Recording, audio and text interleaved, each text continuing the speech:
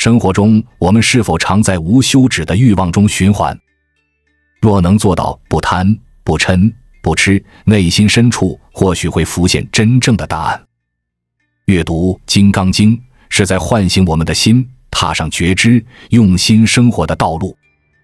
如果你想成为一个能透过现象看清本质、彻底安静下来的人，我真的觉得你该读读《金刚经》。为什么推荐它？我想分享2个故事。故事1：王阳明与南大吉的良知。王阳明的学生南大吉曾问他：老师，我做官犯了很多错，您为何从不提醒？王阳明反问：那你怎么知道自己犯错？南大吉答：这是良知告诉我的。王阳明笑道：我不是常讲良知吗？后来南大吉又问：心里的错误如何改正？王阳明开导：心像一面镜子，打磨明亮后，一粒尘埃也难沾。这是成为圣人的关键。故事2：佛陀与迷茫的村民。佛陀经过一个迷茫的村庄，村民向他请教。佛陀谦虚地说：我很抱歉，我没有办法给你们答案。接着他说：你们之所以找不到答案，是因为你们太迷信权威，总想从别人那里得到一个答案。他告诉他们，只要你安静下来，关照自己的内心，就会发现答案其实就在你自己内心。村民不信。佛陀问：你们平时是不是得到了这个还想要那个，没完没了？村民：确实。佛陀又问：得不到或欲望无法满足时会怎样？村民：会不高兴，甚至愤怒。佛陀再问：不高兴、愤怒时会不会看不到愉快的东西，对周围事物看不清？村民：好像真是这样。佛陀说：其实你们已经知道贪嗔痴的作用了。贪是欲望，嗔是情绪，愤怒、痴是内心的观念、偏见和愚昧。你们现在已经知道贪嗔痴的作用了，已经知道应该怎么做了，就是要把你内心的贪嗔痴清除掉。如果你能够做到不贪、不嗔、不痴，那么你的心里就会浮现出你想要的那个答案。所以你看，王阳明认为找到良知问题就迎刃而解。佛陀更进一步，从终极层面讲述了生命的根本问题——觉醒觉悟。也就是说，只要你的心真正清净了，真正觉悟了，那么人生的一切都不是问题。《金刚经》所讲的就是如何觉醒，如何觉悟。因此，我们阅读《金刚经》时，是在唤醒自己的心，走上觉知的道路，走上用心生活的道路。《金刚经》全名《能断金刚般若波罗蜜经》，是佛教中非常重要的经典。金刚有2层含义，能穿透一切的迅猛闪电，以及最坚固的钻石。《金刚经》讲的是，当烦恼来临时，我能像迅猛闪电一样击穿烦恼，看透世间现象，心像钻石那样坚固不动摇。如何能透过现象看到真相，心不受干扰？《金刚经》说靠的是般若波罗蜜。波罗蜜意为到彼岸，般若意为智慧，合起来就是如何到彼岸的智慧。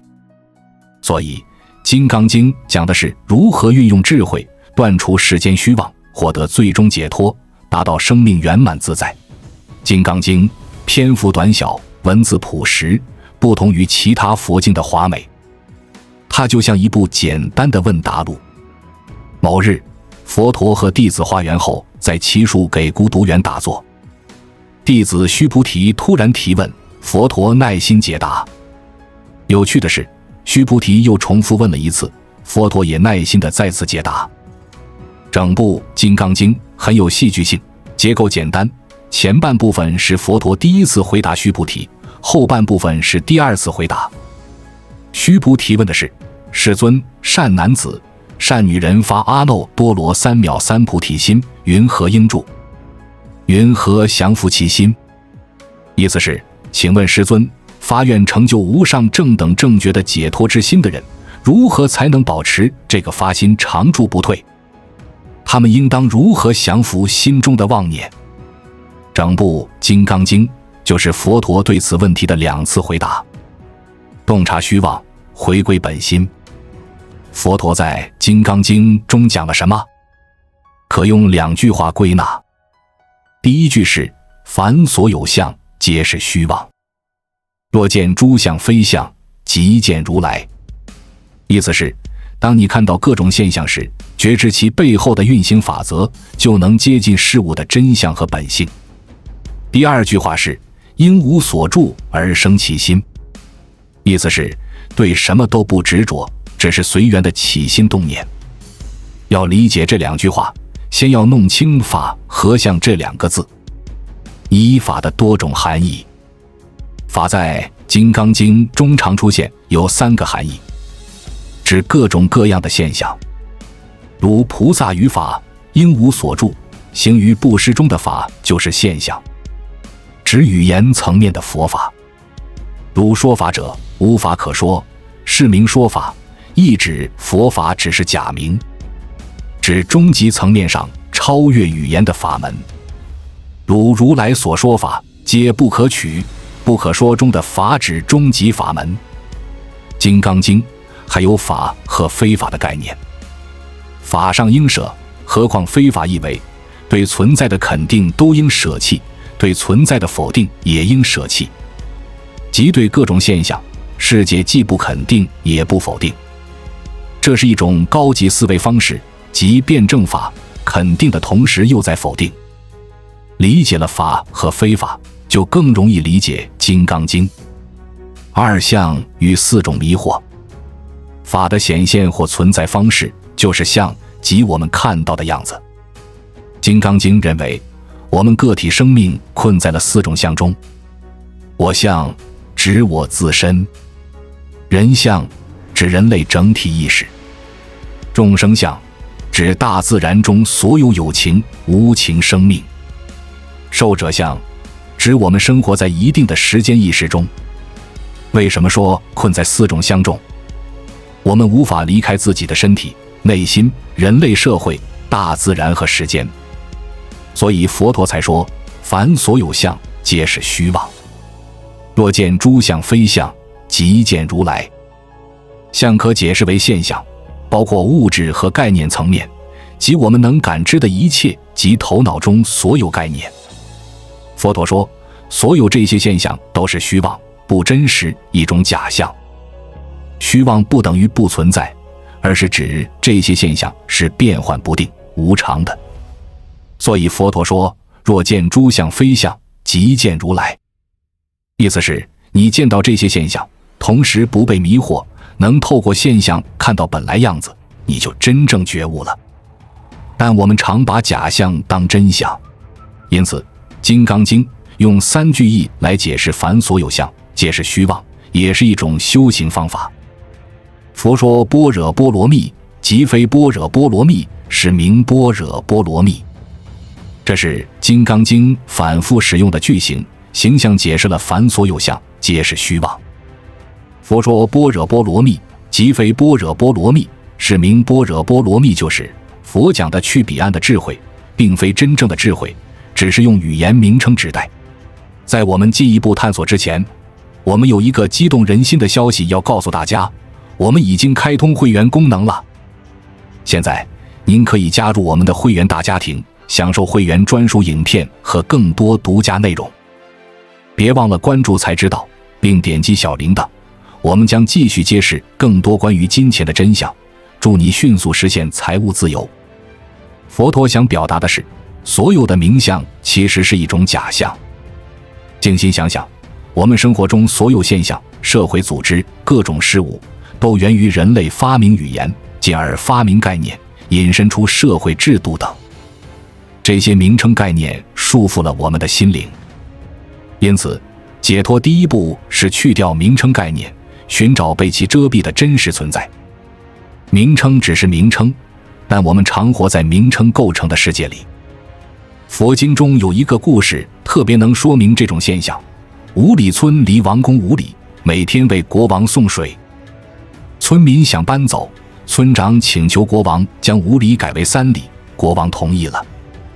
村民留了下来，但有一个清醒的人说，距离还是原来的距离，改了有什么用？但其他人仍相信3里比5里少了许多。